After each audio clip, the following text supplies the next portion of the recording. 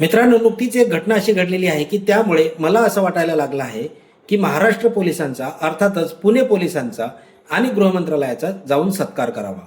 तर विषय असा आहे की राष्ट्रवादी काँग्रेस पक्ष शरद पवार गटाचे प्रवक्ते विकास लवांडे यांच्यावर वाघोली पोलीस स्टेशनमध्ये 8 मे रोजी एक गुन्हा दाखल झालेला होता आणि हा गुन्हा जो दाखल झाला आहे त्या गुन्ह्या प्रकरणी त्यांना पोलिसांनी अटक केल्याचे सांगण्यात आले।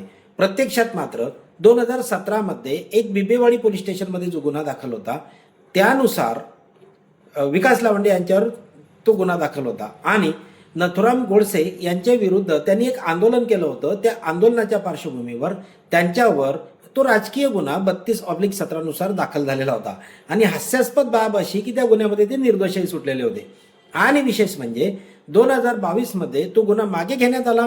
पण पुणे पोलीस, पुणे तिथे काय उणे असं आपण नेहमी म्हणतो, यातही ते कमी पडले नाही, मागे पडले नाही। अक्षरशः त्यांनी 32 ऐवजी 33 क्रमांकाचा गुन्हा हा विकास लवांडे यांच्यावर दाखल केला आणि ज्या वेळेला कोर्टामध्ये यांनी हे प्रकरण पोचलं त्यावेळेला मात्र तोंडघशी पडण्याची वेळ त्यांची आली व पुणे पोलिसांनी आम्ही चुकून केलेला आहे। आणि हा गुन्हा काय होता 33चा, तर गौतम कांबळे नावाचा एक व्यक्ती होता की ज्याने दारू पिऊन धिंगाणा घातलेला होता आणि त्याबद्दल त्याच्याविरुद्ध पोलीस स्टेशनला गुन्हा दाखल होता। विशेष म्हणजे त्याही गुन्ह्यात ते निर्दोष सुटलेले होते। पण पुणे पोलीस तिथे काय पुणे पोलीस असणार आहे, म्हणजेच की विकास लवांडे यांच्यावर हल्ला करणारा हल्लेखोर हा मोकाट गुन्हा जुना आणि दाखल होतो विकास लवांडेवर। कोर्टात जाताना तोंडघशी पडतात, यालाच म्हणतात चोर सोडून संन्यासाला फाशी देणे। मित्रांनो, सत्ताधाऱ्यांच्या विरोधात कोणत्याही गटाने जर काही मुद्दे मांडले तर त्या लोकांवर गुन्हे दाखल होतात।